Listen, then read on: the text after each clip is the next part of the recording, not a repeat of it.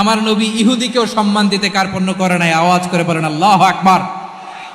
উহুদের ময়দানে 70 জন মুসলমান শহীদ হলো। এই ইহুদি সেও মুসলমানের পক্ষে যুদ্ধ করে নিহত হলো। সুবহানাল্লাহ বলেন। মুসলিমদের লাশ যখন নিয়ে আসা হলো, এই মুখাইরিকের লাশও নিয়ে আসা হলো। মুসলিমদের লাশের পাশে মুখাইরিকের লাশ দেখে বিশ্বনবী মুখাইরিকের প্রতি অনেক খুশি হলেন।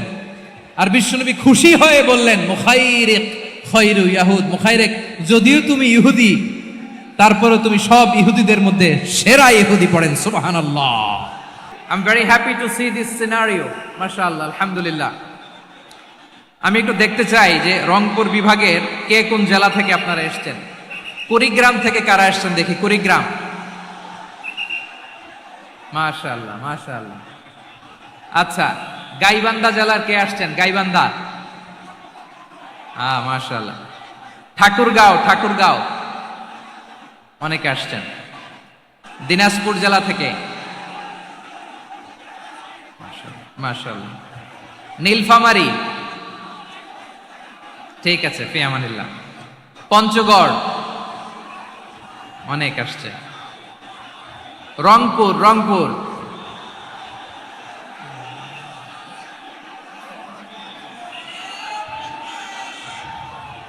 মাশাআল্লাহ মাশাআল্লাহ মাশাআল্লাহ, ঠিক আছে। লালমনিরহাটের কারা দেখি? লালমনিরহাট,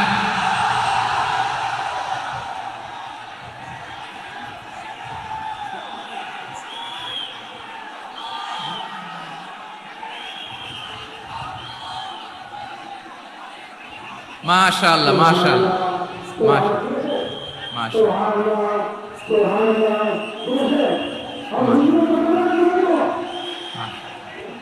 ঠিক আছে ঠিক আছে। আচ্ছা, এই রংপুর বিভাগের বাইরে থেকে অন্য জেলার কারা কারা আসছেন দেখি? তাও আছে অনেকে, মাশাআল্লাহ, ঠিক আছে ঠিক আছে। আজকের প্রোগ্রামে উপস্থিত আছেন প্রধান অতিথি হিসেবে অধ্যক্ষ আসাদুল হাবিব দুলু ভাই, সাংগঠনিক সম্পাদক বিএনপি, জাতীয় নির্বাহী কমিটির সভাপতি, জেলা বিএনপি লালমনিরহাট। বিশেষ অতিথি হিসেবে আমাদের অনেক ভাইরা এসছেন, সবাইকে শুকরিয়া জানাই। সভাপতিত্ব করছেন জনাব আব্দুল হাকিম। আইন শৃঙ্খলা বাহিনী, প্রশাসন, ভলান্টিয়ার্স, শুনেছি আমি প্রায় 5000 ভলান্টিয়ার্স আপনারা নিয়োগ দিয়েছেন। আলহামদুলিল্লাহ আলহামদুলিল্লাহ। অনেক গোছালো প্রোগ্রাম। আমার প্রাণ ঢালা ভালোবাসা জানবেন, আমার হৃদয়ের গহীন থেকে ভালোবাসা নিবেন, শুভেচ্ছা জানবেন সবাই। ঠিক আছে ঠিক আছে। প্রিয় ভাইরা, আমরা আর কাল বিলম্ব না করে মূল আলোচনায় চলে যেতে চাই। আজকে যে টপিকের উপর আমি কথা বলবো, টপিকটা হচ্ছে peaceful coexistence and communal harmony, শান্তিপূর্ণ সহাবস্থান এবং সাম্প্রদায়িক সম্প্রীতি। আমাদের বাংলাদেশে সাম্প্রদায়িক সম্প্রীতি আছে না নাই? আবহমান কাল থেকে আমরা মুসলিম, হিন্দু, বৌদ্ধ, খ্রিস্টান, পাহাড়ি, নৃগোষ্ঠী মিলেমিশে একাকার, আমরা সবাই মিলে বাংলাদেশ। আওয়াজ করে বলেন ঠিক কিনা?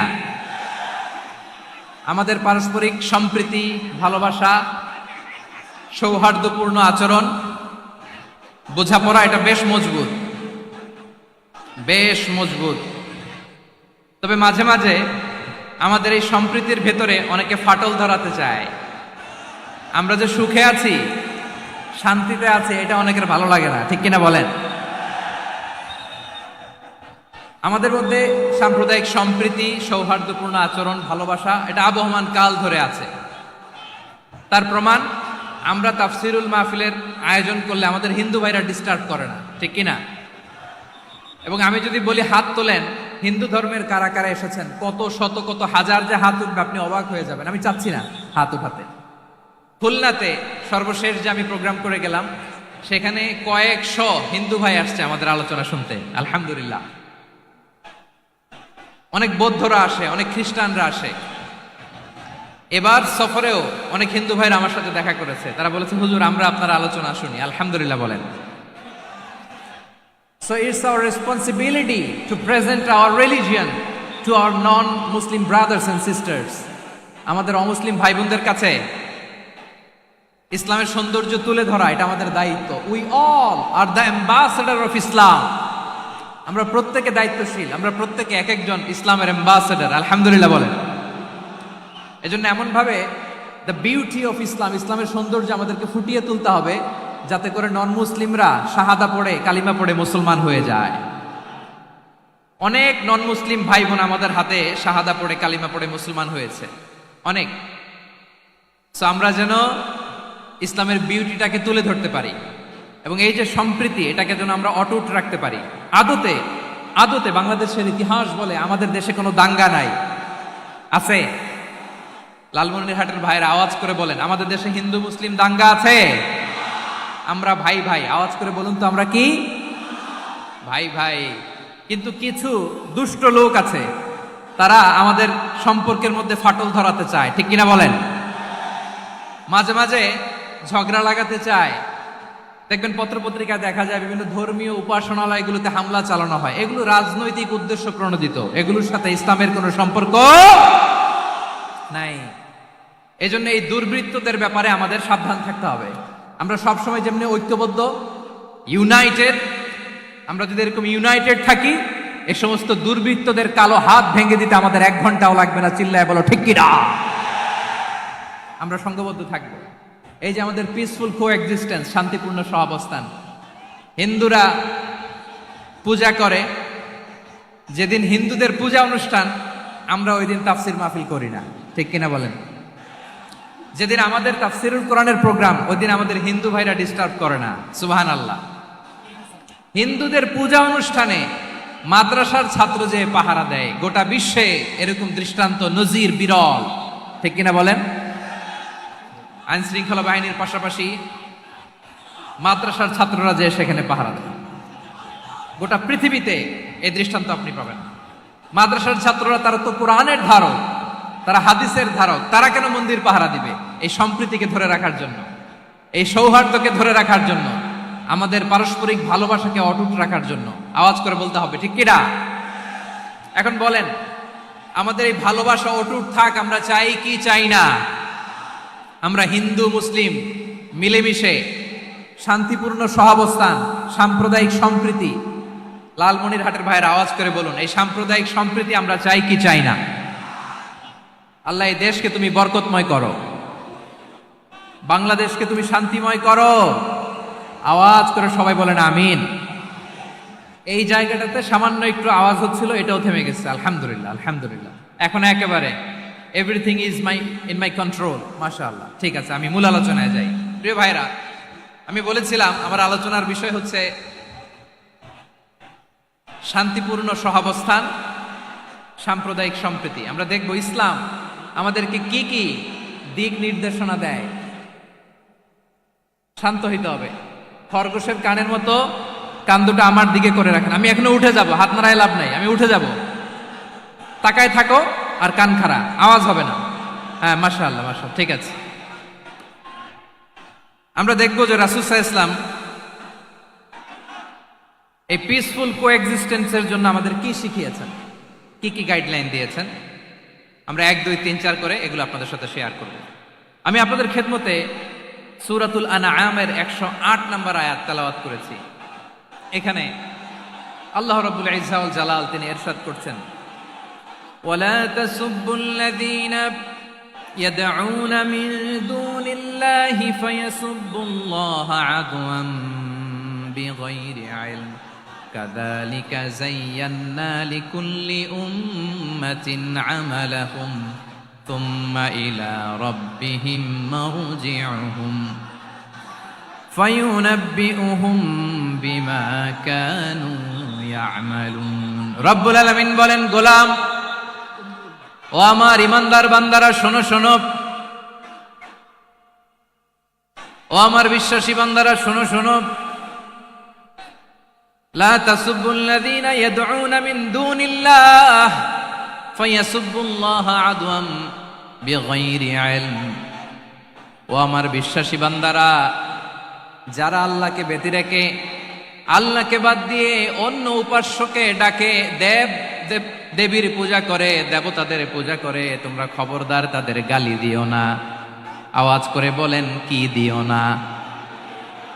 আল্লাহ বলেন, ও বিশ্বাসীরা শোনো, যারা আল্লাহকে বেছে রেখে দেব দেবীর পূজা করে, অন্য উপাস্যের পূজা করে, তাদেরকে ডাকে, ওই দেবতাদেরকে তোমরা গালি দিও না।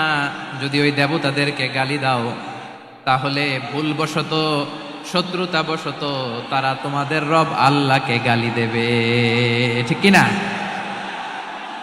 তোমরা যদি তাদের দেবতাদের গালি দাও, ওরা রেগে তোমার আল্লাহরে গালি দিবে, তাহলে আল্লাহরে গালি খাওয়ানোর কারণ হয়ে গেলাম আমি, ঠিক কিনা বলেন? রব্বুল আলামিন বলেন, খবরদার বিশ্বাসীরা, আল্লাহ ছাড়া যারা অন্যান্য উপাস্যদেরকে ডাকে, দেবতাদেরকে ডাকে, তাদেরকে তোমরা গালি দিও না। ওই সমস্ত দেবতাদেরকে যদি তোমরা গালি দাও তাহলে তারা আল্লাহকে গালি দিবে, ঠিক কিনা বলেন? আমরা দেবতাদের গালি দিলে ওরা আল্লাহকে গালি দিবে। রব্বুল আলামিন বলেন, খবরদার দেবতাদেরকে গালি দিও না, তাহলে ওরা তোমার রব আল্লাহরে গালি দেবে। প্রতিটি জাতির জন্য তাদের কাজকে আমি আল্লাহ সুশোভিত করে রেখেছি, তারা সবাই একদিন আমার কাছেই ফিরে আসবে। এরপর আমি রব্বুল আলামিন তাদের আমলনামা তাদেরকে জানিয়ে দেব। সুবহানাল্লাহ পড়ে। প্রিয় ভাইয়েরা, আল্লাহ তাআলা বলেছেন খবরদার গালি দিও না। আদেশটা কার? আওয়াজ করে বলেন তো। হিন্দুদের দেবতা দেবদেবীদেরকে গালি দেওয়া যাবে না। আওয়াজ করে বলুন প্রিয় ভাইয়েরা, এই আদেশটা কার? এই আপনাদের গলার আওয়াজ। অন্য ধর্মের দেবতাদেরকে যে গালি দেওয়া যাবে না, এই আদেশটা কার? আরো জোরে বলুন, কার? গালি দিবেন কোন দেবতাকে? দিবেন? যদি দেন তাহলে ওরা আল্লাহরে গালি দিবে, তাহলে আল্লাহরে গালি খাওয়াইলো কে? আপনি, ঠিক কিনা বলেন? আমি আল্লাহকে গালি খাওয়ানোর কারণ হলাম, কারণ আমি যদি গালি না দিতাম ওরা আমার রবকে গালি দিত না। আওয়াজ করে বলেন ঠিক কিনা? তাহলে প্রিয় ভাইয়েরা, ইসলাম আমাদেরকে শিখায়, সূরাতুল আনআমের 108 নম্বর আয়াত থেকে আমরা বুঝলাম কোন ধর্মকে ছোট করা যাবে না। অন্য ধর্মকে ছোট করা মানে ইসলামকে ছোট করা। অন্য ধর্মের দেবতাকে গালি দেওয়া মানে আল্লাহকে গালি খাওয়ানো। আওয়াজ করে বলেন ঠিক কিনা? খবরদার, এটা করা যাবে না। আর অন্য ধর্মের দেবতাকে যদি আপনি গালি দেন, ওরা ইসলাম থেকে দূরে সরে যাবে। যাও ইসলামের প্রতি আকৃষ্ট হয়েছিল আর কোনোদিন ইসলামের ধারে কাছে আসবে না। আওয়াজ করে বলেন ঠিক কিনা? এজন্য কখনো কোনোদিন অন্য ধর্মের দেবতাদেরকে গালি দেয়া যাবে না। অন্য ধর্মের কোনো দেবতাদেরকে আমরা গালি দিব না, গালি দিব না, বরং ইসলামের beauty, the beauty of Islam, ইসলামের সৌন্দর্যকে আমরা তুলে ধরব। আমরা যদি বিশ্বনবী সাল্লাল্লাহু আলাইহি ওয়াসাল্লামের জীবনের দিকে তাকাই, তাহলে আমি দেখব বিষ্ণু ইসলাম মক্কাতে কিংবা মদিনাতে অন্য ধর্মের লোকদের সাথে খুব পিসফুলি লাইফ লিড করেছেন। হোক মুশরিক, হোক খ্রিস্টান, হোক ইহুদি, বিশ্বনবী সবার সাথে মিলেমিশে ছিলেন। আলহামদুলিল্লাহ বলেন। ইসলাম হচ্ছে পিসফুল রিলিজিয়ান। অন্য ধর্মের প্রতি সহনশীলতার সবক ইসলাম আমাদেরকে দেয়।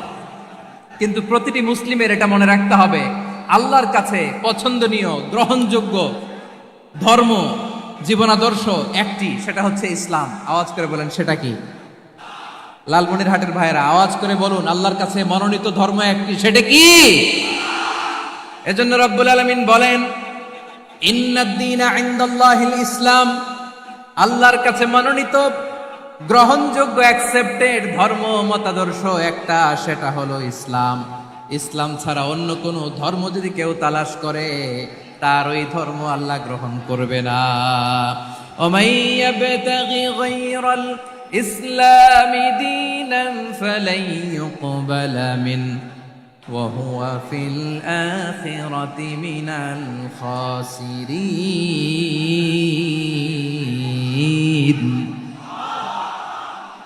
Whoever seek anything except Islam, that won't be accepted from him, and he will be loser in the day of judgment. কিয়ামতের দিন ইসলাম ছাড়া কেউ যদি অন্য কোনো ধর্ম তালাশ করেছে দুনিয়াতে, তার এই মতাদর্শ গ্রহণ করা হবে না, and he will be loser, সে হবে লুজার, ক্ষতিগ্রস্ত, হাই হাই কোম্পানির ম্যানেজার।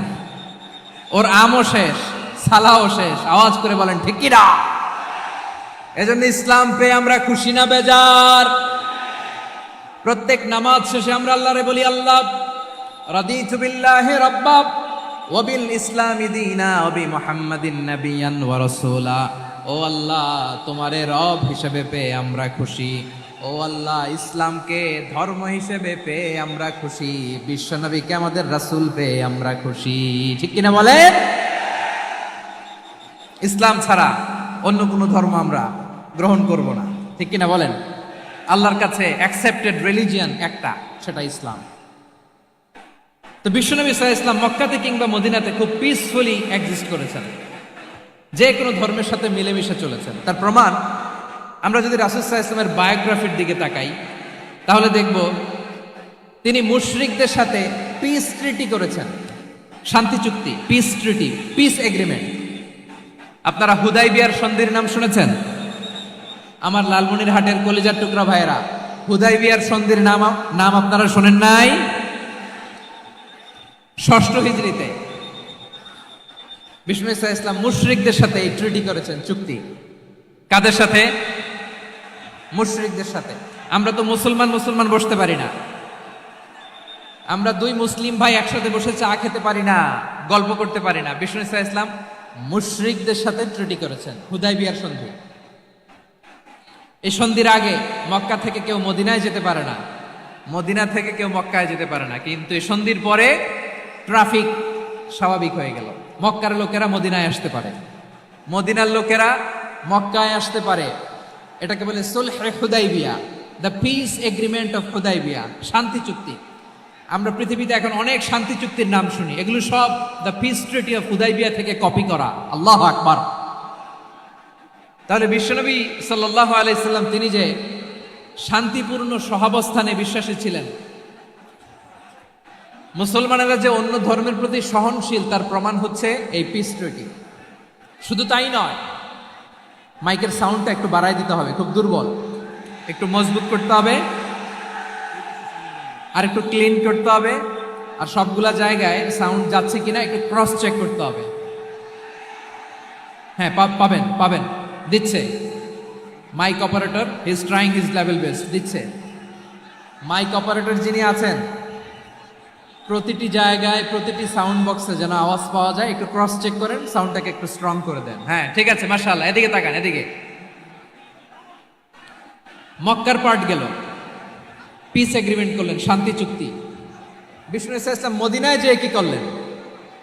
মদিনায় যে বিষ্ণু ইসলাম মদিনা চার্টার করলেন, মদিনা সনদ, সাহিফাতুল মদিনা, এটার বলে মদিনা চার্টার।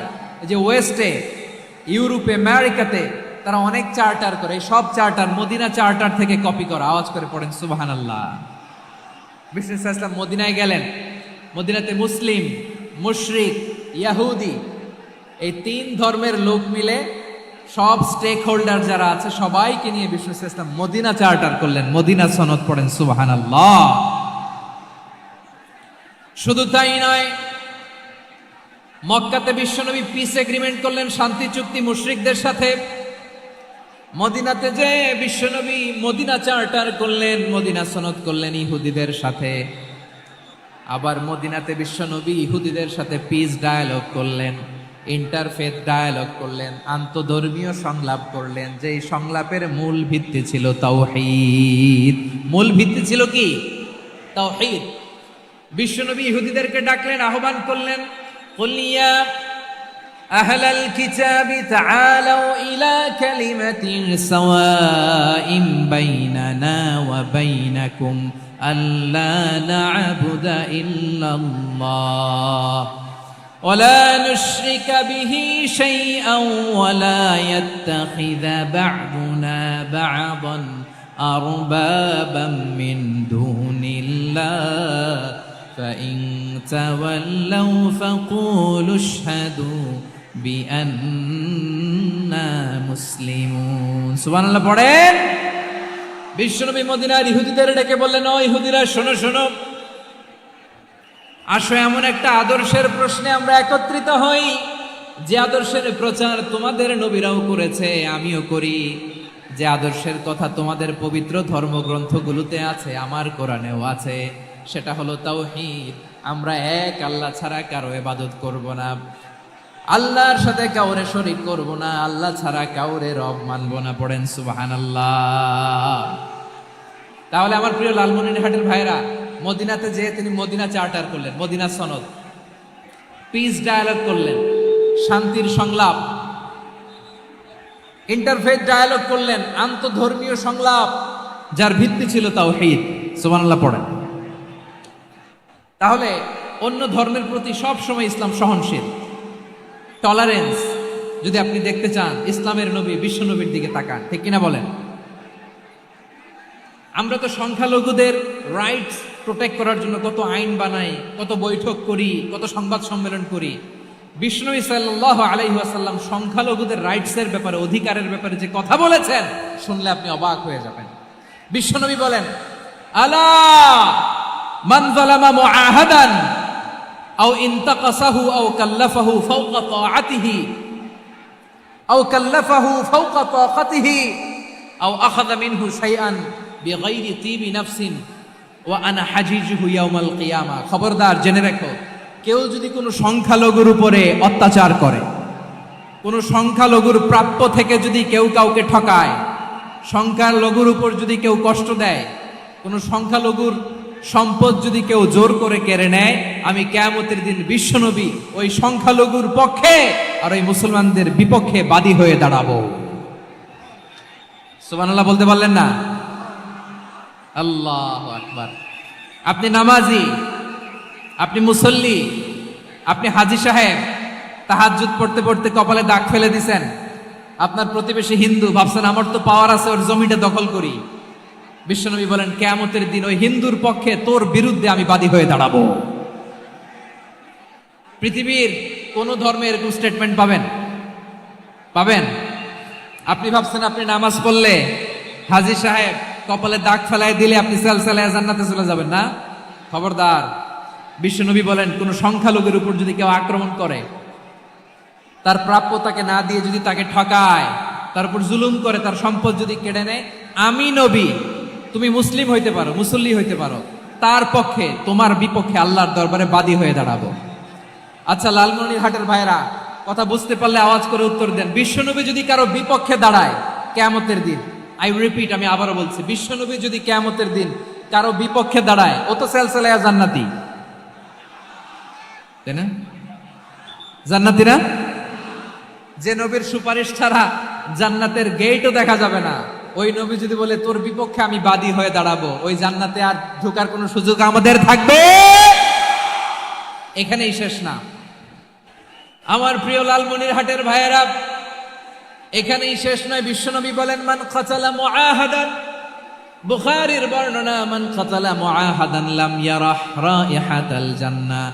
কেউ যদি, কোনো মুসলিম যদি অন্যায়ভাবে কোনো সংখ্যালঘুকে হত্যা করে, কোনো হিন্দুকে হত্যা করে, কোনো বৌদ্ধরে হত্যা করে, অন্যায়ভাবে কোনো মুসলিম যদি কোনো সংখ্যালঘুরে হত্যা করে, জান্নাতে যাওয়া তো দূরের কথা, ওই মুসলিম জান্নাতের ঘ্রাণও পাবে না। সেই বুখারীর বর্ণনা, মান কাতালা মুআহাদান লাম ইয়ারাহ রাইহাতাল জান্নাহ ওয়া ইন্না রিহাহা লা ইউজাদু মিন মাসিরাতি 40 আমা। যে জান্নাতের ঘ্রাণ 40 বছর দূরের রাস্তা থেকেই পাওয়া যায়। সুবহানাল্লাহ পড়েন। প্রিয় ভাইরা, এখান থেকে জান্নাতে পৌঁছতে লাগবে 40 বছর। এত দূর, কত বছর? সবাই বলেন, কত বছর? এখান থেকে জান্নাতে পৌঁছতে লাগবে 40 বছর। এত দূরে থাকতেই জান্নাতের ঘ্রাণ আপনার নাকে এসে ধাক্কা মারবে। বিষ্ণুই বলেন, যে ব্যক্তি কোনো সংখ্যালঘুকে হত্যা করে, জান্নাতের ঘ্রাণ তো পাবেই, জান্নাতে তো ঢুকতে পারবেই না, জান্নাতের ঘ্রাণও তার নাকে লাগবে না। পড়েন না আউযুবিল্লাহ। তাহলে সংখ্যালঘুদের ব্যাপারে ইসলামে অধিকার দেয়া আছে না নাই? লালমনিরহাটের ভাইয়ের আওয়াজ করে বলেন, আমার সংখ্যালঘু হিন্দু ভাইদের রাইটস, অধিকার আমাদের ইসলামে প্রোটেক্টেড আছে না নাই? এখানেই শেষ না। বিষ্ণু ইসলাম আপনার অমুসলিম প্রতিবেশীর সাথে ভালো আচরণ করতে বলেছে। আমাদের হয় না এটা মুসলিম পাড়া, ওটা বৌদ্ধ পাড়া, হয় না? অনেক সময় হয় না এটা আমাদের মুসলিম পাড়া, ওইটা হিন্দু পাড়া, এরকম আছে না নাই? লালমনিরহাটে নাই না? আছে? হিন্দু যদি আপনার প্রতিবেশী হয়, কি করবেন? ওরে কষ্ট দিবেন নাকি? কেন? ও তো হিন্দু, ও তো আমার আল্লাহরে ডাকে না, ওরে কষ্ট দিলে জায়েজ হবে না? খবরদার। বিষ্ণু ইসলাম বলেন, মান কানা ইউমিনু বিল্লাহ ওয়াল ইয়াউমিল আখির ফালিউকরিম জারাহ। যে আল্লাহ বিশ্বাস করে আর আখিরাতে বিশ্বাস করে, সেজন্য প্রতিবেশীর সাথে ভালো আচরণ করে। সুবহানাল্লাহ। কলিজা জুড়ায় যায় না আমার নবীর কথাগুলো শুনলে? যে আল্লাহ বিশ্বাস করে, যে আখেরাতে বিশ্বাস করে সেজন্য প্রতিবেশীর সাথে ভালো আচরণ করে। এখানে বলছে মুসলিম প্রতিবেশী বলছে, নামাজি প্রতিবেশী বলছে, আল্লাহওয়ালা প্রতিবেশী বলছে না। প্রতিবেশী আস্তিক হোক নাস্তিক হোক, প্রতিবেশী মুমিন হোক মুশরিক হোক, প্রতিবেশী হইলেই তার সাথে ভালো আচরণের দরকার আছে না নাই? আমার প্রিয় লালমনিরহাটের ভাইয়েরা, বিষ্ণু ইসা ইসলাম ওনার ইহুদি প্রতিবেশীদের দেখাশোনা করতেন। আওয়াজ না শোনা যাক, আমারও তো দেখা যায়, আমারও তো দেখা যায়। তাকায় থাকেন, তাকায় থাকলে সওয়াব হবে। কোরআনের কথা যেখান থেকে হয় এদিকে তাকায় থাকলেই বরকত। তাকায় থাকেন। জি জি, মাইক, আমি তার মাইক ঠিক করতে আসি না এদিকে, এই মাইক ঠিক করব ওই মাইক ঠিক করব, ওদিকে পাইলট বলবে হুজুর চলে আসেন। জি বসুন বসুন, মাশাআল্লাহ। হ্যাঁ খুব শান্ত, ঠিক আছে। পুলিশ ভাইরা না খেয়ে দিনরাত আপনারা যাতে সুশৃঙ্খল একটা প্রোগ্রাম উপহার পান এটাই চেষ্টা করতেছে, আপনাদেরকে কষ্ট দিতে আসে নাই, একটু একটু সহযোগিতা করেন। জি মাশাআল্লাহ, হ্যাঁ ঠিক আছে। আমার প্রিয় ভাইরা, প্রতিবেশী আস্তিক হোক নাস্তিক হোক, মুসলিম হোক হিন্দু হোক, তার সাথে ভালো আচরণ করতে হবে। বিষ্ণু ইসা ইসলাম ওনার ইহুদি প্রতিবেশীর বাসায় যেতেন। কোন প্রতিবেশী? ইহুদি। আওয়াজ করে বলেন, কোন প্রতিবেশী? ইহুদি। এক ইহুদি কিশোর বিষ্ণু ইসা ইসলামের খেদমত করতে, ইহুদি ছেলে আমার নবীর খেদমত করতো, তারা ছিল নবীর প্রতিবেশী। তো অনেকদিন হয় ইহুদি ছেলেটা আসে না। বিষ্ণুনবী খোঁজ দিলেন, ঘটনা কি? একটা ইহুদি ছেলে না আমার খেদমতে আসতো, ছেলেটা কই? খোঁজ নিয়ে জানলেন ছেলেটা অসুস্থ। বিষ্ণু ইসা ইসলাম ওই ইহুদির বাড়িতে চলে গেলেন ওই ছেলেটাকে দেখা করার জন্য, ভিজিট করার জন্য। সুবহানাল্লাহ পড়বেন না? গেলেন, যে দেখে ইহুদি ছেলেটা মুমূর্ষ, জান জান যায় যায় ভাব, বিছানায় পড়ে আছে, তার বাবা দাঁড়ানো। বিশ্বনবী তার মাথার পাশে বসলেন, মাথায় হাত বুলিয়ে দিলেন, আর ছেলেটাকে বললেন আসলিম, হে ইহুদি ছেলে আসলিম, ইসলাম ধর্ম গ্রহণ করো। তো ছোট্ট ছেলে ভাবে আমরা ইহুদি, এখন ইসলাম ধর্ম গ্রহণ করলে আব্বা যদি বকা দেয়, ফানাযারা ইলা ওয়াজহি আবি, ছেলেটা তার বাবার চেহারার দিকে তাকালো, দেখি আব্বা কি কয়। আব্বা যদি বলে তাইলে ইসলাম ধর্ম গ্রহণ করবে। ইহুদি ছেলেটা তার বাবার দিকে যখন তাকালো, ওর বাবা বলে আতি আবুল কাসিম, আবুল কাসিম যা বলে তাই করো। আবুল কাসিম হচ্ছে বিষ্ণু ইসা ইসলামের একটা কুনিয়াত, উপনাম। আমার রাসূলের বড় ছেলের নাম ছিল কাসেম। যেমন দেখবেন আমাদের এলাকায় কারো ছেলের বড় ছেলের নাম যদি হয় আব্দুল্লাহ, এরা আব্দুল্লাহর বাপ বলে ডাকে। কারো বড় মেয়ের নাম যদি হয় ফাতেমা, এরা কি ডাকে? ফাতেমার বাপ বলে না? তো বিষ্ণু ইসা ইসলামের বড় ছেলের নাম ছিল কাসেম। ইহুদি বাবা বলল আতি আবুল কাসেম, আবুল কাসেম যা বলে তাই শোনো, মানে মোহাম্মদ যা বলে তাই শোনো। এই কথা শুনে ছেলে সাহস পাইছে, ছেলে আবার পড়তে আরম্ভ করলো আশহাদু আল্লাহ ইলাহা ইল্লাল্লাহ ও আশহাদু আন্না মুহাম্মাদার রাসূলুল্লাহ, পড়েন আল্লাহু আকবার। বিশ্বনবীর আহ্বান শুনে ওই আহ্বানে সাড়া দিয়ে ইহুদি ছেলে শাহাদা পড়ে মুসলমান হয়ে গেল। তার হৃদয়টারে ইমানের নূর দিয়ে আলোকিত করে দিল কে? প্রিয় ভাইরা, এবার রাসূল সাল্লাল্লাহু আলাইহি ওয়াসাল্লাম বের হয়ে আসলেন ঘর থেকে, আর বললেন আলহামদুলিল্লাহিল্লাযী আনকাযাহু মিনান নার, প্রশংসা সে আল্লাহর যে আল্লাহ জাহান্নামে চলে যাচ্ছিল প্রায় এমন একটা লোককে মুহূর্তের মধ্যে কালেমায়ে শাহাদাতের বদৌলতে জান্নাতি বানায় দিলেন। আওয়াজ করে পড়েন সুবহানাল্লাহ। এই হাদিস থেকে আমরা কি শিখলাম? What is the moral of the story? এক নাম্বার স্টোরি হলো, প্রতিবেশী ইহুদি হোক হিন্দু হোক, যাবেন, সুসম্পর্ক রাখবেন, উপহার দিবেন, বিপদে পাশে দাঁড়াবেন, তাইলেই তো আপনাদের প্রতি, মুসলমানদের প্রতি তারা আকৃষ্ট হবে, ঠিক কিনা বলেন? আপনি যদি হিন্দুদের সাথে বৌদ্ধদের সাথে নাই মিশেন, নাস্তিকের কাছে নাই যান, তো ইসলামের সৌন্দর্যটা ওরা বুঝবে কেমনে? আমার অনেক হিন্দু পরিচিত ভাই আছে, ওরা আমাদের ইফতারির প্রোগ্রামে এসে একসাথে ইফতারি করে। অনেক মদখোর আমার সাথে বসে একসাথে ডিনার করে, হাফ প্যান্ট পরা, গলায় স্বর্ণের চেইন, হাতে স্বর্ণের ব্রেসলেট, আইসা আমার সাথে ডিনার করছে, আছে এরকম। গাঁজাখোর, আমি বলি আসো, welcome welcome to my dinner, আসো বসো, বসলেই তো আমি ওর ডিএনএ, চিন্তার ডিএনএ চেঞ্জ করে দেওয়ার সুযোগ পাবো। চিল্লায় বলো ঠিক কিনা? আসতে হবে আমার কাছে। Hour door is open, the door of Islam is open 24/7। সব সময় আমাদের ইসলামের দরজা আমার অমুসলিম ভাইদের জন্য খোলা আছে না নাই? এই হাদিস থেকে দুইটা শিক্ষা। এক নম্বর শিক্ষা, প্রতিবেশী মুসলিম হোক অমুসলিম হোক, যান, অসুস্থ হইলে একটু আপেল নিয়ে যান, আঙ্গুর নিয়ে যান, কমলা নিয়ে যান, তাদের সাথে ভালো আচরণ করেন। ইসলামের বিউটি দেখে, সৌন্দর্য দেখে অবাক হবে, নসিব ভালো হলে কোনোদিন কালিমা পড়ে মুসলমান হয়ে যাবে। ঠিক কিনা বলেন? তাহলে অমুসলিমের সাথে ভালো সম্পর্ক। বিশ্বনবী ইহুদির বাড়িতে গেলেন, ইহুদির বাড়ি, আর আমার মুসলমান ভাই আমার কাফের বলে, এরকম আছে না নাই? মুসলিম মুসলিমরা দেখতে পারে না, সহ্য করতে পারে। বিশ্বনবী সাল্লাল্লাহু আলাইহি ওয়াসাল্লাম ইহুদির বাড়িতে গেলেন, এটা একটা শিক্ষা। আরেকটা শিক্ষা হলো, ভাইয়েরা ধাক্কা মেরে এসে সামনে এসে কি লাভ?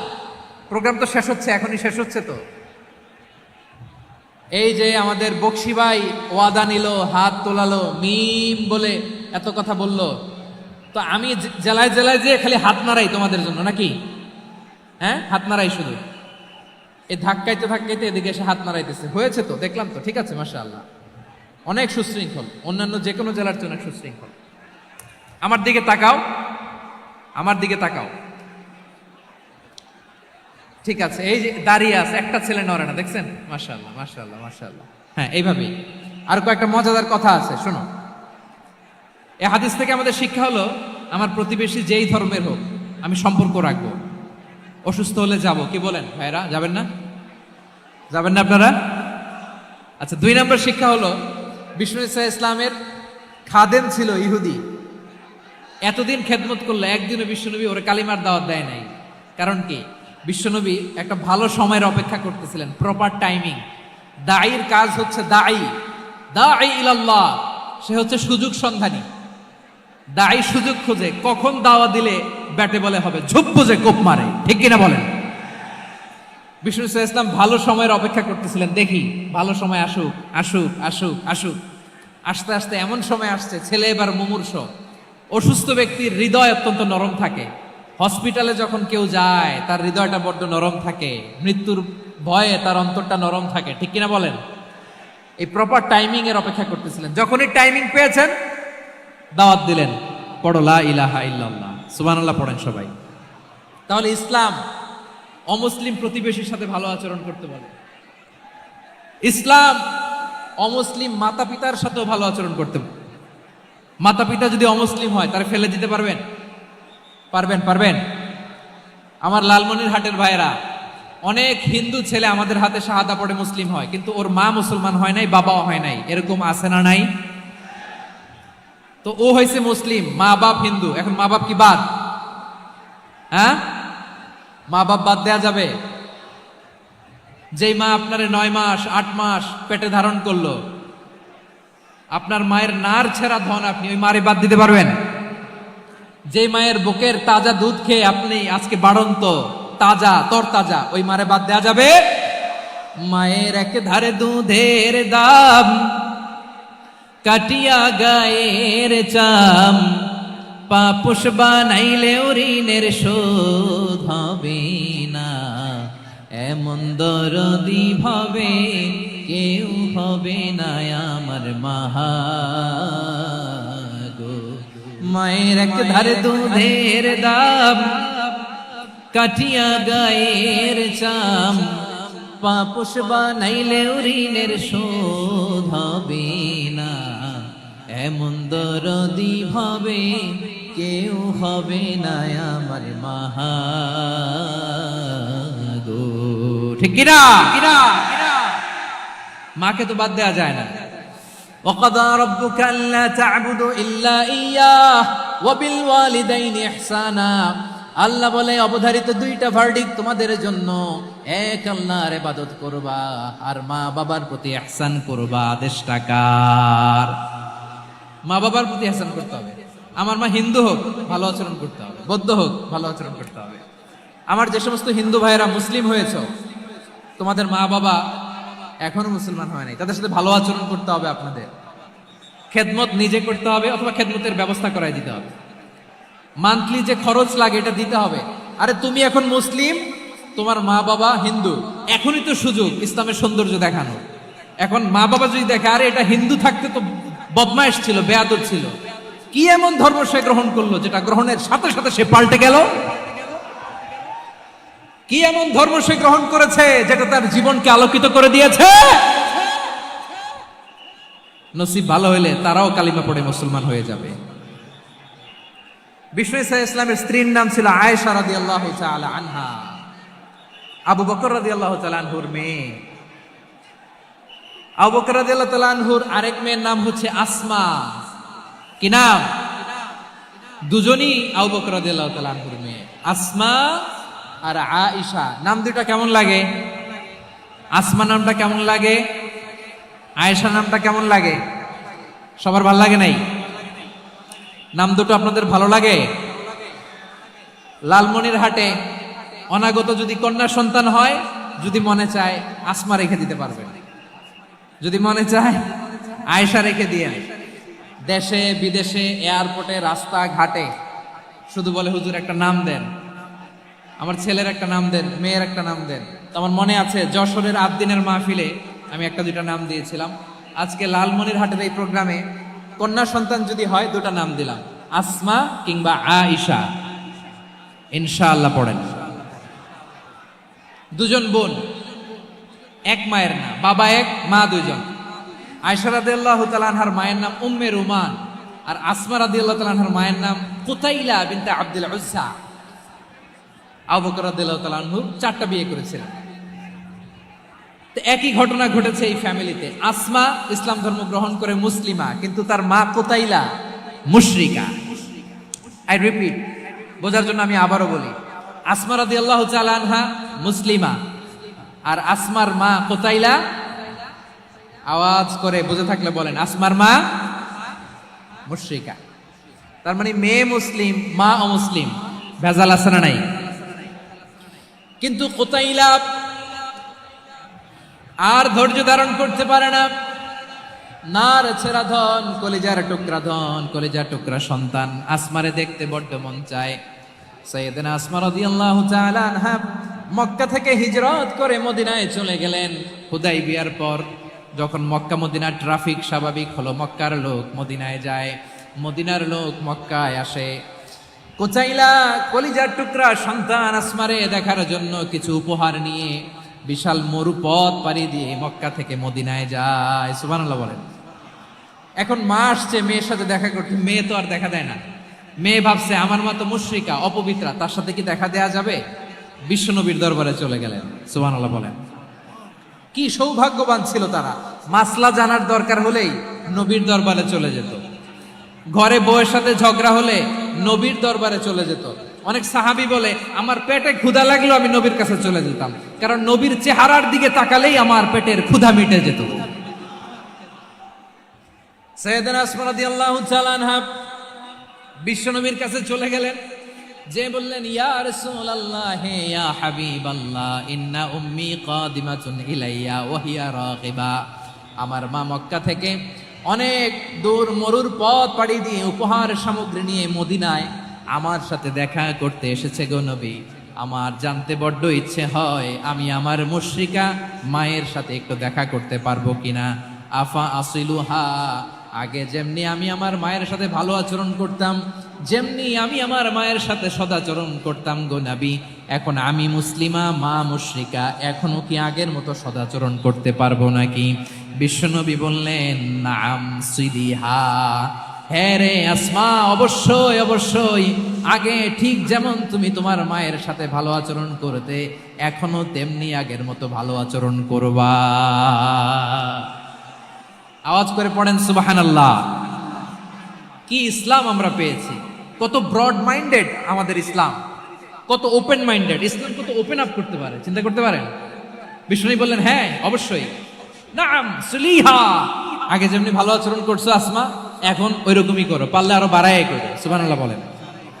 তাহলে আমার যে হিন্দু ভাইরা হিন্দু বোনেরা ইমানের বদৌলতে দৌলতে আপনি ধন্য হয়েছেন, আপনার আম্মা আব্বা এখনো মুসলমান হয় নাই, তাদের জন্য দোয়া করেন, তাদের জন্য দোয়া করেন, আল্লাহ যেন তাদেরকেও ইমানের দৌলত দান করে। আমরা সবাই পড়ি আমিন, আরো জোরে পড়েন আমিন। এখন বলেন ইসলাম কি ন্যারো মাইন্ডেড রিলিজিয়ান না ব্রড মাইন্ডেড? লালমনিরহাটের যুবক ভাইরা আওয়াজ করো, ইসলাম কি ন্যারো মাইন্ডেড না ব্রড মাইন্ডেড? কতটা ব্রড মাইন্ডেড দেখেন। বিশ্বনবী সাল্লাল্লাহু আলাইহি সাল্লাম অমুসলিমরা যদি নবীকে উপহার দিত, ওই উপহারও বিশ্বনবী গ্রহণ করতেন। সুবহানাল্লাহ পড়েন। আপনার অমুসলিম বন্ধু যদি উপহার দেয় সেটাও আপনি নিতে পারবেন, যেটা নেওয়া যায়। কিন্তু আপনার বন্ধু যদি আপনার মদের বোতল দেয়, নিতে পারবেন? হ্যাঁ, মদের বোতল দিলে পারবেন না। আপনার বন্ধু যদি আপনার পর্ক দেয়, পর্ক, শুকরের গোশত মিশ্রিত কোনো খাবার, ওটা নিতে পারবেন না। হালাল যে কোনো জিনিস নিতে পারবেন। বিশ্বনবী সাল্লাল্লাহু আলাইহি ওয়াসাল্লাম অমুসলিমদের দেয়া হাদিয়া গ্রহণ করতেন। কেমন নবী ছিলেন? আমার নবীরে চিনে নেন, আমার নবীর অ্যাটিটিউড জেনে নেন। বিশ্বনবী সাল্লাল্লাহু আলাইহি ওয়াসাল্লাম যখন কোনো জনপদে যেতেন, 3টা অপশন নিয়ে যেতেন। প্রিয় ভাইয়ের, আওয়াজ করে বলতে হবে, কোন জনপদে গেলে আমার নবীর অপশন থাকতো কয়টা? আমার মতো 3 আঙ্গুল উঁচু করে দেখান আর বলুন, আমার নবী কোন জনপদে গেলে কয়টা অপশন নিয়ে যেতেন? 1 নাম্বার অপশন আসলিম তাসলাম। নতুন এলাকায় গেলে বলতেন আসলিম তাসলাম, ইসলাম ধর্ম গ্রহণ করো, শান্তিতে থাকবা, আমার ভাই হয়ে যাবে, আমরা ভাই ভাই। ইসলাম মানো, আমরা ভাই ভাই। অপশন নাম্বার কত? 1। যদি বলে না ইসলাম মানবো না, ওকে, অপশন নাম্বার 2, মুসলিম হওয়ার দরকার নাই, লা ইকরাহা ফিদ্দিন, ইসলামে কোনো বাড়াবাড়ি নাই।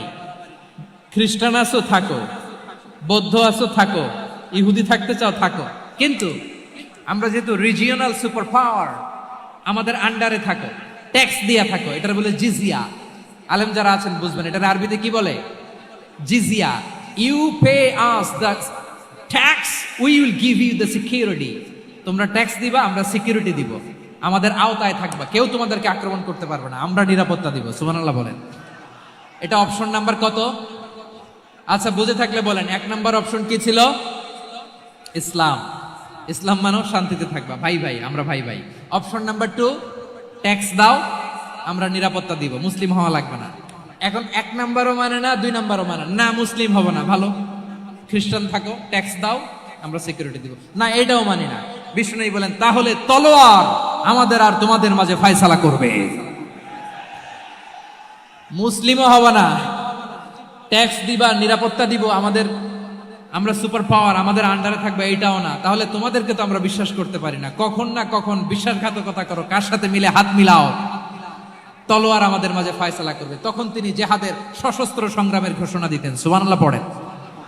দেখেন, পশ্চিমারা জেহাদকে এইভাবে চিত্রায়িত করে না। ওরা জেহাদ বলতে বুঝায় তলোয়ার, হাত কাটো, গলা কাটো, না। জেহাদ সশস্ত্র সংগ্রাম 3 নম্বরে। অধিকাংশ ক্ষেত্রেই বিশ্বনবীর সুন্দর আচরণ দেখে, আরে আমার নবীর যে নুরানি চেহারা, অনেকে তো কেবল সিরেফ চেহারাটা দেখেই কালিমা পড়ে মুসলমান হয়ে গিয়েছে। যারা মুসলিম হয় নাই, তারা তাদের ইসলামেই বলবৎ ছিল, ট্যাক্স দিয়ে ইসলামের আন্ডারে ছিল। যারা এটাও মানে নাই, ওইটাও মানে নাই, তাদের বিরুদ্ধে জেহাদ। বিষ্ণু ইসলাম 7ম হিজরিতে যখন খায়বার বিজয়ের পরে ইসলাম রিজিওনাল সুপার পাওয়ার হিসেবে আত্মপ্রকাশ করলো, বিশ্বনবী চিঠি লিখলেন অন্যান্য সুপার পাওয়ারের কাছে, রাষ্ট্রীয় চিঠি লেখে এক রাষ্ট্রপ্রধান আরেক রাষ্ট্রপ্রধানের কাছে। ঠিক কিনা বলেন? জানেন না আপনারা? এই যে 24-এর ছাত্র নাগরিক অভ্যুত্থানে, এই অভ্যুত্থান যখন শুরু হয়, আমি তখন সাউথ আফ্রিকাতে একটা স্ট্যাটাস দিয়েছিলাম, কোটা নয়, গোটা দেশ সংস্কার করা লাগবে। শুধু বাংলাদেশ নয়, সারা বিশ্বের বাংলা ভাষাভাষী লোকেরা এই আন্দোলনের সাথে সমর্থন তারা করেছে, এটাকে সাপোর্ট করেছে, তারা সমর্থন দিয়েছে। আমাদের ইউনাইটেড আরব আমিরাতের বাংলাদেশি ভাইয়েরা, তারা সেখানে রাস্তায় নেমে এসেছিল, জানেন? ওইখানে ডেমনস্ট্রেশন করা যায় না, সেখানকার সরকার তাদেরকে যাবজ্জীবন দিয়েছিল। তখন আমাদের এই যে প্রধান উপদেষ্টা ডক্টর মোহাম্মদ ইউনূস সরাসরি G2G বলে, এটারে G2G, government to government, G2G, উনি চিঠি লিখলেন যে তাদেরকে, ইউর হাইনেস, হে সম্মানিত আমির, আপনি আমার এই চিঠির কারণে আমার সম্মানে এই 53 জন বাংলাদেশিকে মাফ করে দেন। এই চিঠির বদৌলতে বেকসুর খালাস পেয়ে গিয়েছিল আমাদের ভাইরা। জানেন না এই ঘটনা আপনারা? তাহলে গভর্নমেন্ট টু গভর্নমেন্ট চিঠি দেওয়া হয়। 7ম হিজরিতে বিষ্ণু ইসলাম সব সুপার পাওয়ারের কাছে চিঠি দিলেন, রোমান সম্রাটের কাছে, পারস্য অধিপতির কাছে, মিশরের অধিপতির কাছে, সবার কাছে চিঠি লিখলেন। চিঠির ভাষা ছিল এরকম, মিন মুহাম্মাদিন রাসূলিল্লাহ ইলা মুকাওকিস আযীমিল কিবত, মুহাম্মদ রাসূলুল্লাহর পক্ষ থেকে মিশরের বাদশার কাছে, আসলিম তাসলাম, ইসলাম মানো, শান্তিতে থাকবা, সালামুন আলা মান ইত্তাবা আল হুদা, শান্তি তার জন্য যে হেদায়েতের অনুসরণ করে। সুবহানাল্লাহ পড়েন। তো এই চিঠি অনেকে ভালোভাবে রিসিভ করেছে। অনেকে এই চিঠি পাওয়ার পরে নবীর কাছে আবার ইন রিটার্ন উপহার পাঠিয়েছে। কি পাঠিয়েছে? উপহার। মিশরের বাদশাহ মুকাউকেস তিনি বিশ্বনবীকে বিশাল এক উপহারের ডালি পাঠিয়েছেন। মিশরের বাদশাহ মুকাউকেস ছিলেন ধর্মে খ্রিস্টান। লালমনিরহাটের ভাইয়েরা আওয়াজ করে বলেন, মিশরের বাদশাহ ধর্মে কি ছিল? খ্রিস্টান। কি উপহার দিয়েছিল আমার নবীকে? শুনতে মনে চায়? আওয়াজ নাই লালমনিরহাটের গলায়। শুনতে মনে যায়? 1000 স্বর্ণ মুদ্রা। 1000 স্বর্ণ মুদ্রা। 2টা খ্রিস্টান দাসী, একজনের নাম মারিয়া বিনতে শামউন আল কিবতিয়া, আরেকজনের নাম সিরিন বিনতে শামউন আল কিবতিয়া। একজন খ্রিস্টান দাস 20 থান কাপড় জামা বানানোর জন্য, আমরা নবী যেন সেলাই করে জামা বানাতে পারে এজন্য 20 থান কাপড়, 20 থান ফাইন গার্মেন্ট। সুবহানাল্লাহ পড়বেন না? এরপরে একটা গাধা যেটার নাম ছিল উফাইর, আর একটা খচ্চর এটার নাম ছিল দুলদুল। খচ্চর চিনেন? গাধা আর ঘোড়ার ক্রসিং এ যে প্রাণীটা দুনিয়াতে আসে এটার খচ্চর বলে। তো এই যে সুপার পাওয়ার খ্রিস্টান বাদশার কাছে নবী চিঠি লিখলেন, ওই খ্রিস্টান বাদশাহ আমার নবীকে উপহার দিল। বিশ্বনবী এই উপহারগুলো সানন্দে গ্রহণ করেছে। সুবহানাল্লাহ পড়বেন না? তাহলে অমুসলিম কেউ যদি আপনাকে উপহার দেয়, হালাল উপহার হলে আপনি গ্রহণ করতে পারবেন। অনুরূপভাবে পারস্যের বাদশাহ রোম সম্রাট বিশ্বনবীকে উপহার পাঠিয়েছেন। আমার নবী সবগুলো উপহার গিফট গ্রহণ করেছেন। সুবহানাল্লাহ বলেন। তাহলে প্রিয় লালমনিরহাট আওয়াজ করে বলুন, ইসলাম কি ন্যারো মাইন্ডেড রিলিজিয়ন না ব্রড মাইন্ডেড? আম্মাজান আয়েশার কাছে মাসালা জানতে চায় মেয়েরা। হে আম্মাজান, অগ্নি উপাসকেরা তাদের ঈদের দিন নওরোজের সময় আমাদেরকে পাখি দেয়, নেওয়া যাবে? উনি বললেন, ওরা জবাই করে দিলে নেওয়া যাবে না, কিন্তু ওরা যদি ফলমূল এরকম খাবার দেয় এগুলো নেওয়া যাবে। তার মানে অমুসলিমদের দেয়া উপহার এটা গ্রহণ করা যায়। সুবহানাল্লাহ বলেন। শুধু তাই নয়, বিষ্ণু ঈসা ইসলাম অমুসলিমদের সাথে আর্থিক লেনদেনও করেছেন, ফিনান্সিয়াল ডিলিং করেছেন। অমুসলিমদের সাথে প্রয়োজনে আপনি ফিনান্সিয়াল ডিলিং করতে পারবেন। আমরা প্রায় দেখি বাজারের মিষ্টির দোকানগুলো আমার হিন্দু ভাইদের। লালমনিরহাটে মিষ্টির দোকান, দইয়ের দোকান কারা চালায়? হিন্দুরা চালায় না? তারপরে যে বারবার শপ, চুল কাটে যে নাপিত, অধিকাংশ নাপিতের দোকানে কারা? আমার হিন্দু ভাইরা। তা আপনি চুল কাটতে পারবেন কিনা? পারবেন কিনা বলেন? পারবেন। তার দোকান থেকে দই মিষ্টি কিনতে পারবেন কিনা? হ্যাঁ, আমার মুসলিম ভাইয়ের দোকান থাকলে ওইটারে আমি বেশি প্রায়োরিটি দিব, ঠিক কিনা? কিন্তু যদি তাদের সার্ভিস নিতে চান, প্রোডাক্ট নিতে চান, পারবেন। তার দলিল সহিহ বুখারী, আম্মা জান আয়েশা রাদিয়াল্লাহু তাআলা আনহা বলেন, ইশতারা রাসূলুল্লাহ সাল্লাল্লাহু আলাইহি ওয়াসাল্লাম মিন ইয়াহুদিয়িন তুআমান ওয়া রাহানাহু দিরআহু মিন হাদিদ। রাসূল সাল্লাল্লাহু আলাইহি ওয়াসাল্লাম এক ইহুদির কাছ থেকে, কার কাছ থেকে? সবাই বলে নাই কার কাছ থেকে? আমার নবী, পেয়ারা নবী এক ইহুদির কাছ থেকে জব কিনেছিল। জব, বার্লি, যেটা দিয়ে রুটি বানায়। ওই জবের দাম দেওয়ার টাকা পয়সা নবীর কাছে ছিল না। ফলে নবী ওনার একটা পোশাককে মর্গেজ রেখেছিলেন, মর্গেজ, বন্ধক, যে এখন এটার দাম দিতে পারবো না, কয়েক কেজি বার্লি নিয়ে যাই আর বন্ধক হিসেবে আমার জামাটা রেখে গেলাম, যেদিন দাম দিব ওই দিন জামাটা ছুটায় নিয়ে যাব। সুবহানাল্লাহ পড়বেন না? বাকিতে নিছিলেন, বাকিতে। দিরআহু মিন হাদিদ, লোহার তৈরি বর্ম, মানে যুদ্ধের পোশাক, লোহা দিয়ে বানানো। বিশ্বনবী বললেন, কয়েক কেজি জব দাও, টাকাটা পরে দিব, এখন টাকা নাই, বন্ধক হিসেবে, মর্গেজ হিসেবে আমার জামা রেখে গেলাম, যখন টাকা দিব জামা ছুটায় নিব। আওয়াজ করে বলতে হবে সুবহানাল্লাহ। এ থেকে বোঝা গেল অমুসলিমদের সাথে ফিনান্সিয়াল ডিলিং করা যায়, অর্থনৈতিক লেনদেন করা যায়, কেনাবেচা করা যায়, প্রোডাক্ট কেনা যায়। এমনকি আমাদের মসজিদে নববীতে বারান্দায় আপনার একটা অটোমেটিক ফ্লাইং আমব্রেলা দেখছেন? সূর্য যখন বাড়ে মসজিদে নববীর বারান্দায় ইয়ার্ডের মধ্যে অটোমেটিক্যালি কিছু আমব্রেলা আছে, সাঁ করে খুলে যায়, আর সূর্যের তাপ লাগে না। আবার সন্ধ্যাবেলায় এই আমব্রেলাগুলো ওরা ক্লোজ করে ফেলে, দেখেন নাই না? দেখছেন? এই মসজিদে নববীকে সর্বোচ্চ উন্নত মানের কনস্ট্রাকশন ইনফ্রাস্ট্রাকচার ডেভেলপ করার জন্য কর্তৃপক্ষ কিছু অমুসলিম ইঞ্জিনিয়ারের ডিজাইনারের সহায়তা নিয়েছিল। সুবহানাল্লাহ বলেন। কোন দলিলের ভিত্তিতে? এই দলিলের ভিত্তিতে যে বিষ্ণু ঈসা ইসলাম অমুসলিমদের সাথেও লেনদেন করেছেন। আওয়াজ করে বলতে হবে আল্লাহু আকবার। শুধু তাই নয়, ইন কেস অফ ইমার্জেন্সি, প্রয়োজনে ইসলামের খাতিরে ইসলামকে সামনের দিকে এগিয়ে নিয়ে যাওয়ার জন্য অমুসলিমদের সাপোর্ট নেওয়া জায়েজ আছে। সুবহানাল্লাহ বলেন। অমুসলিমদের সাপোর্ট নেয়া, তাদের থেকে অর্থ নেয়া, পলিটিক্যাল সাপোর্ট, পলিটিক্যাল অ্যাসাইলাম নেওয়া জায়েজ আছে। আমাদের অনেক বিশ্ববরেণ্য দায়ীরা আমেরিকায় অস্থায়ীভাবে অ্যাসাইলাম নিয়ে থাকে, নিজের দেশে গেলে ফাঁসিতে ঝুলাই দিবে। যুগ যুগ ধরে দায়ীদের উপর এরকম অত্যাচার আর নির্যাতন আছে না নাই? মিশরের অনেক দায়ীরা পাশ্চাত্যে যেয়ে থাকে। এই যে তারা পলিটিক্যাল অ্যাসাইলাম নিয়ে থাকে, রাজনৈতিক আশ্রয়, এটা জায়েজ আছে না? এটা যে জায়েজ আছে তার প্রমাণ স্বয়ং বিশ্বনবী সাল্লাল্লাহু আলাইহি ওয়াসাল্লাম পলিটিক্যাল সাপোর্ট নিয়েছিলেন অমুসলিমদের কাছ থেকে। সুবহানাল্লাহ বলেন। খুব মজাদার একটা ঘটনা শুনবেন। আপনাদের আগ্রহ দেখে তো মনে হয় না শোনার ইচ্ছা আছে। আছে আছে, গলায় জোর আছে। লিল্লাহে তাকবীর, লিল্লাহে তাকবীর, নারায়ে তাকবীর। মাশাআল্লাহ।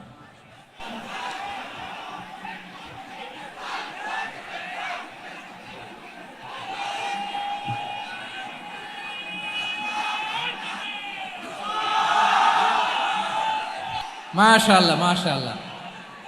থামুন থামুন আমার ভাইরা।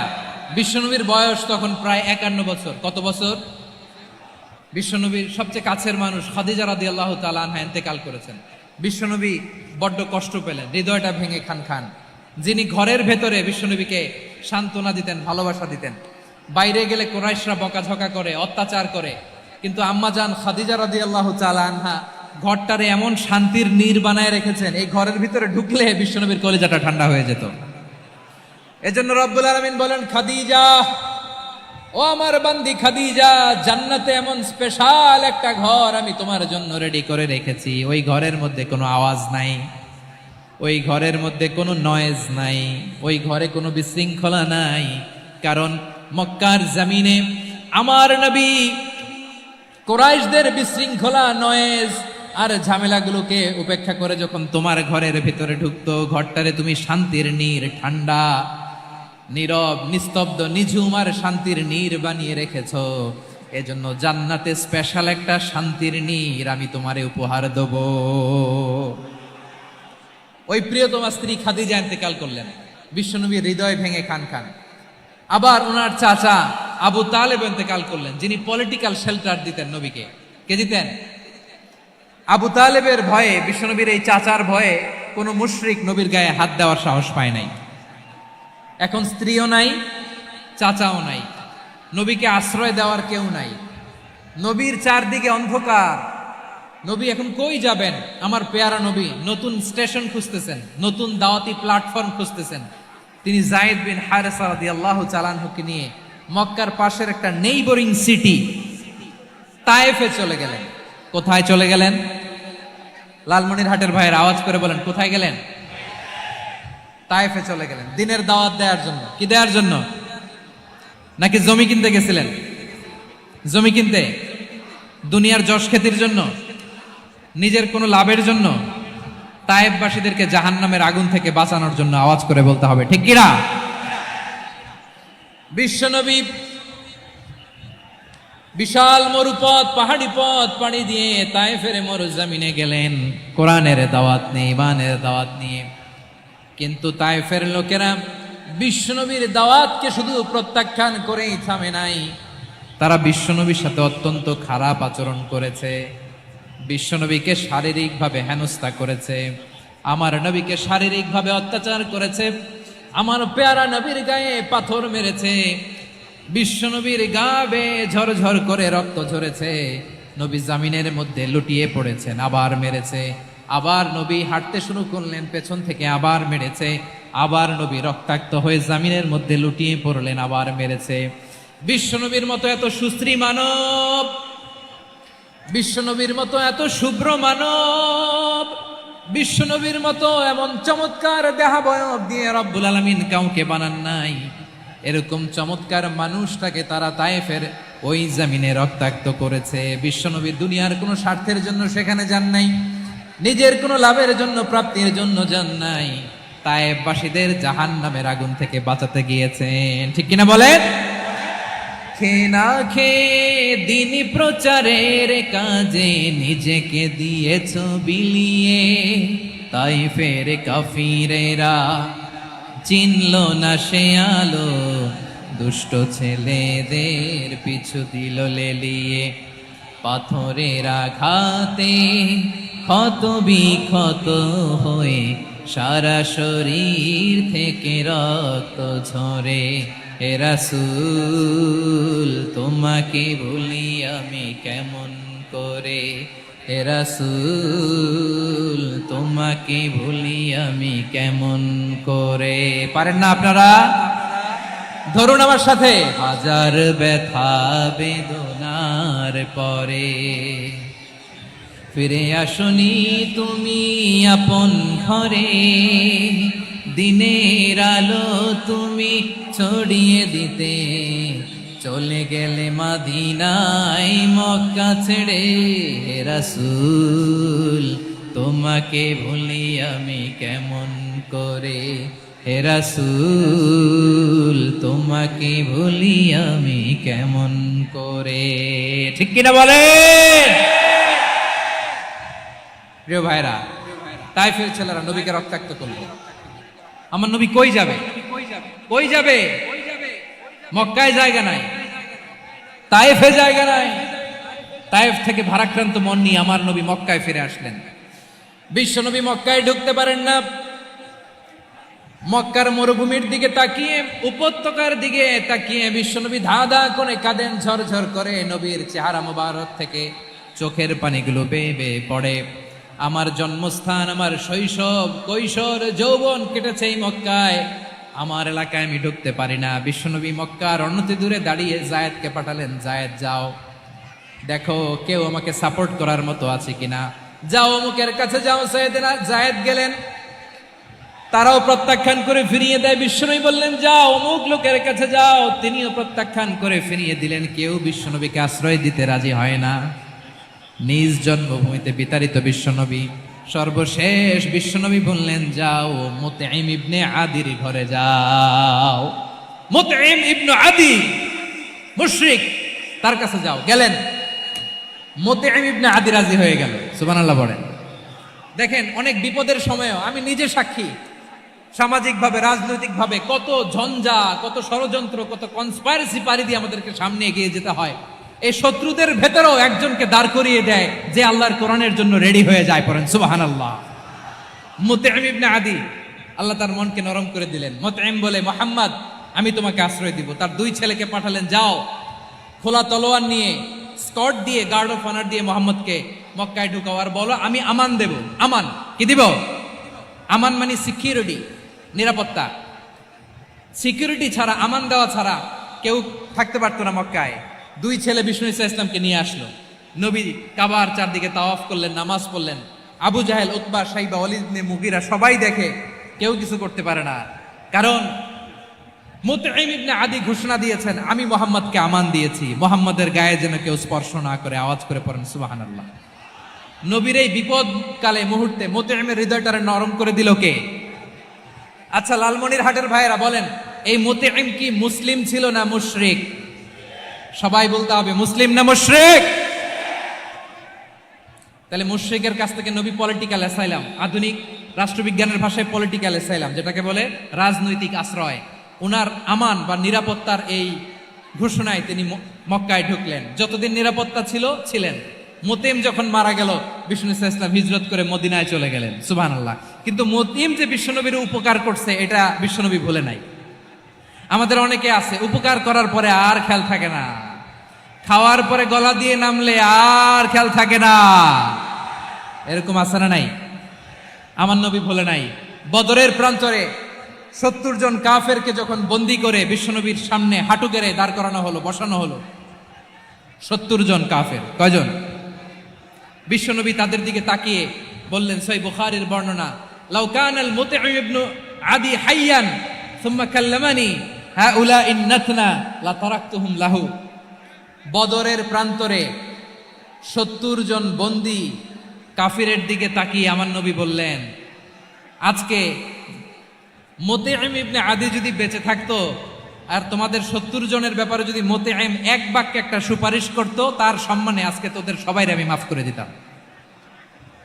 সুবহানাল্লাহ। নাই ওই যে চিল্লাচিল্লি যে কথা বোঝে নাই, কোন জিনিস মিস করছে ওরা নিজেরাও বোঝে নাই। বিশ্বনবী মুতঈমের এই সাহায্যের কথা বলে নাই। 70 জন মুশরিক হাঁটু গেড়ে বসা, নবী চাইলে এখনই এক্সিকিউশন অর্ডার দিতে পারে। তিনি বললেন, আজকে যদি মুতঈম বেঁচে থাকতো আর মুতঈম যদি তোদের জন্য সুপারিশ করতে, এই আবর্জনাগুলোর ব্যাপারে সুপারিশ করতে, আমি মুহূর্তেই তোদেরকে এমনি মাফ করে দিতাম। এবার বলেন, ইসলাম কি ন্যারো মাইন্ডেড না ব্রড মাইন্ডেড? শুধু তাই নয়, যাকে যে সম্মান দেয়ার আমার নবী দিতেন, হোক আস্তিক হোক নাস্তিক, হোক মুসলিম হোক অমুসলিম। বিষ্ণু ইসা ইসলাম যখন রোমান সম্রাটের কাছে চিঠি লিখেছেন, আমার প্রিয় লালমনিরহাটের ভাইরা, অল্প কয়েক মিনিট কয়েকটা জরুরি কথা বলবো, এদিকে তাকান, এদিকে তাকান। রোমান সম্রাটের কাছে বিশ্বনবী যখন চিঠি লিখলেন মিন মুহাম্মদ রাসূলিল্লাহ ইলা হিরাকলা আযীমির রোম। মুহাম্মদের পক্ষ থেকে হিরাক্লিয়াসের কাছে, যিনি হচ্ছেন আযীমির রোম। এটা নবী নিজ থেকে বানায় লিখছেন, অতিরিক্ত সম্মান দিয়ে। কোন রাষ্ট্রপ্রধান যখন আসে তাদেরকে আমরা কি বলি জানেন? তার নামের শেষে HE এটা লিখতে হয়, H.E. মানে হিজ এক্সেলেন্সি। কি লেখে? হিজ এক্সেলেন্সি, অথবা ইউর হাইনেস, ইউর ম্যাজেস্টি। দেখেন, বিশ্বনবী সাল্লাল্লাহু আলাইহি ওয়াসাল্লাম সব নবীদেরও নবী। তিনি একজন মুশরিক খ্রিস্টান সম্রাট, রোমান সম্রাটের কাছে চিঠি লিখতে যায়, লিখতেছে ইলা হিরাকলা আযীমির রোম। হিরাক্লিয়াসের কাছে আমার চিঠি, যিনি রোমের আযীম, হিজ হাইনেস, মানে রোমের অনেক সম্মানিত এক বাহাদুর। আওয়াজ করে বলেন সুবহানাল্লাহ। তার মানে যাকে যে সম্মান দেয়ার, এটা বিশ্বনবী দিতেন। এমনকি যে ইহুদিরা ভালো ছিল, এই ইহুদিদেরও প্রশংসা করেছেন বিশ্বনবী মুহাম্মদুর রাসূলুল্লাহ সাল্লাল্লাহু আলাইহি ওয়াসাল্লাম। এক ইহুদির প্রশংসা করেছেন বিশ্বনবী। ইহুদির কার? আমি তো আমার ভাইয়ের প্রশংসা করি না, আমি তো এক আলেম আরেক আলেমরে স্পেস দেই না, আমি তো এক দায়ী আরেক দায়ীর সাথে বসতে চাই না। আমার নবী ইহুদির প্রশংসা করে। কার প্রশংসা? ওই ইহুদির নাম ছিল মুখাইরিক। সিরাত গ্রন্থ ঘাটলে পাবেন। তিনি বলেছেন, মুখাইরিক খাইরু ইয়াহুদ, Mukhayriq is the best of the Jews. জুইশদের মধ্যে সে সবচেয়ে ভালো। কেন প্রশংসা করলেন তার? এর কারণ, মদিনা চার্টারে কথা ছিল সব ধর্মের মুসলিম, মুশরিক, ইহুদিরা মিলে মদিনাকে রক্ষা করবে। কিন্তু 3য় হিজরিতে যখন উহুদের যুদ্ধ শুরু হলো, সবার কথা ছিল যেই আক্রমণ করে আমরা মদিনাকে বাঁচাবো। কোন শহরকে বাঁচাবো? মদিনাকে। কিন্তু কুরাইশরা যখন অ্যাটাক করলো, ইহুদিরা আর আসে না, ইহুদিরা আর বেরোয় না। বিষ্ণু বললেন, ওহে ইহুদিরা, তোমরা না চুক্তি করলে আমার সাথে যে মদিনা বাঁচাতে সবাই ঝাঁপিয়ে পড়বো, আসো। একটা ইহুদিও বেরোয় না, কেউ আসে নাই সেদিন, একজন ছাড়া। তার নাম মুখাইরেক। তার নাম কি? মুখাইরেক বাহাদুরের মতো ঘোড়সাওয়ার হয়ে বেরিয়ে গেলেন এবং বললেন, গোটা ইহুদি সাম্রাজ্যের একজনও যদি না আসে, আমি মুখাইরেককে কেউ ঘরে আটকে রাখতে পারবে না। বেরিয়ে আসলেন, এসে বললেন, আমি মুহাম্মদের পক্ষে যুদ্ধ করব। আমি মারা গেলে আমার সম্পদ আমার উত্তরাধিকারীরা পাবে না, আমার সম্পদ তোমরা মুহাম্মদকে দিয়ে দিবা। সুবহানাল্লাহ বলেন। উহুদের ময়দানে 70 জন মুসলমান শহীদ হলো। এই ইহুদি, সেও মুসলমানের পক্ষে যুদ্ধ করে নিহত হলো। সুবহানাল্লাহ বলেন। মুসলিমদের লাশ যখন নিয়ে আসা হলো, এই মুখাইরিকের লাশও নিয়ে আসা হলো। মুসলিমদের লাশের পাশে মুখাইরিকের লাশ দেখে বিশ্বনবী মুখাইরিকের প্রতি অনেক খুশি হলেন।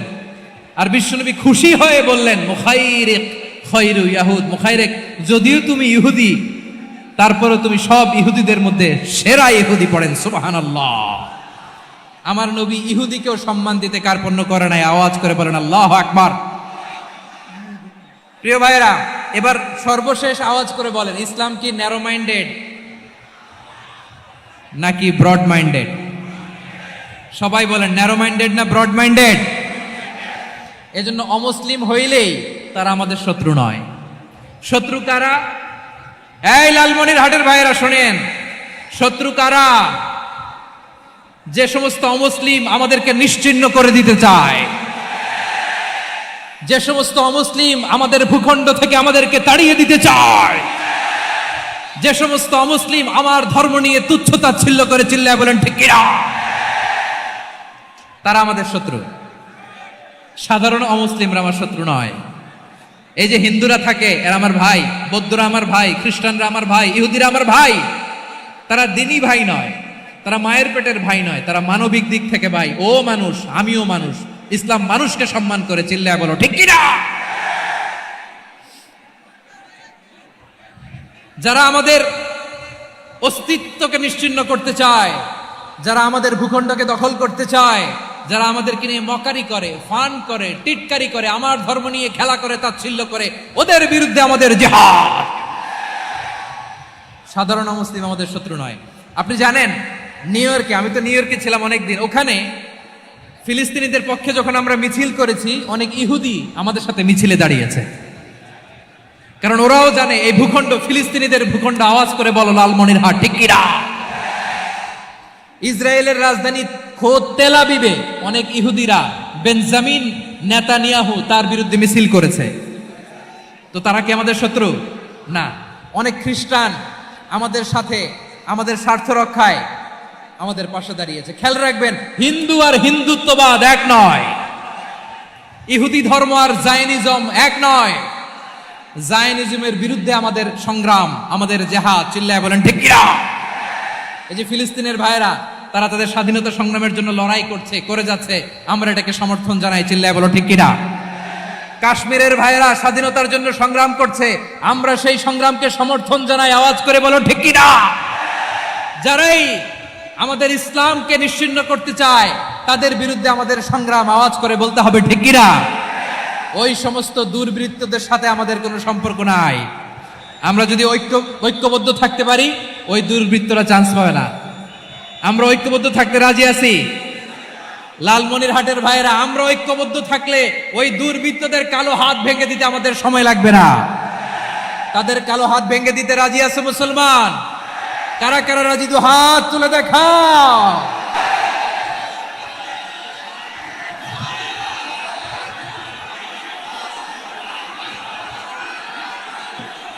আমার প্রাণ প্রিয় লালমনিরহাটের ভাইয়েরা, শত্রু কাফের আর অশত্রু কাফেরের মধ্যে পার্থক্য আছে না নাই? আবু তালেবও মুশরিক, আবু জাহেলও মুশরিক, কিন্তু দুই মুশরিকে পার্থক্য আছে না নাই? আবু তালেব নবীর চাচা, মুশরিক, মারা গিয়েছে মুশরিক অবস্থায়, কিন্তু আজীবন আমার নবীকে আগলে রেখেছে, আমার নবীকে সাপোর্ট করেছে, ভালোবেসেছে। আবু জাহেলও মুশরিক, মারা গিয়েছেও মুশরিক হিসেবে, আজীবন আমার নবীর বিরুদ্ধাচারণ করেছে। আবু জাহেলের শক্তি, সামর্থ্য, স্ট্র্যাটেজি, প্ল্যান সব আমার নবীর বিরুদ্ধে ছিল। আবু জাহেলের কারণে একটা দিন শান্তিতে আমার নবী মক্কায় ঘুমাতে পারে নাই, চিল্লায় বলেন ঠিক কিনা। এজন্য রব্বুল আলামিন বলেন, লা ইয়ানহাকুমুল্লাহু আনিল্লাযীনা লাম ইউকাতিলুকুম ফিদ-দীন ওয়া লাম ইখরিজুকুম মিন দিয়ারিকুম আন তাবাররুহুম ওয়া তুকসিতু ইলাইহিম ইন্নাল্লাহা ইউহিব্বুল মুকসিতিন।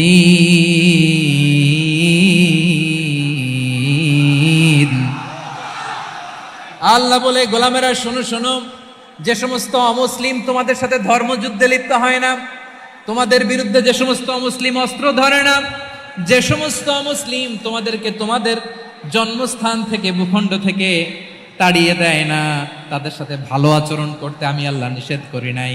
তাদের সাথে সদাচরণে কোনো নিষেধাজ্ঞা নাই, বরং তাদের সাথে সদাচরণ করো, এটাই আমি আল্লাহ চাই। তাহলে আমার যে অমুসলিমরা আমাদের সাথে শত্রুতা করে না, তুচ্ছতাচ্ছিল্য করে না, আমাদের ভূমি থেকে আমাদেরকে উচ্ছেদ করতে চায় না, আমাদের বিরুদ্ধে অস্ত্র ধরে না, ওই অমুসলিম ভাইদের সাথে আমাদের কোনো দ্বন্দ্ব আছে? কোনো বিরোধ আছে? বরং আছে ভালোবাসা। বরং আছে কি? এই ভালোবাসা দিয়ে আমরা বিশ্ব জয় করব। রাজি আছে মুসলমান? আমাদের পুঁজি ভালোবাসা। আমাদের পুঁজি কি? এবার আওয়াজ করে বলেন, আমার এই পুরো আলোচনা থেকে the religious coexistence, peaceful coexistence, শান্তিপূর্ণ সহাবস্থান, কমিউনাল হারমোনি, এই সাম্প্রদায়িক সম্প্রীতি, এই আলোচনা থেকে কি বুঝলেন? ইসলাম কি ন্যারো মাইন্ডেড না ব্রড মাইন্ডেড? এই ব্রড মাইন্ডেড হৃদয় নিয়ে, ভালোবাসা দিয়ে আমরা বিশ্ব জয় করতে চাই। রাজি আছেন? আল্লাহ কবুল করুক, আমরা সবাই পড়ি আমিন।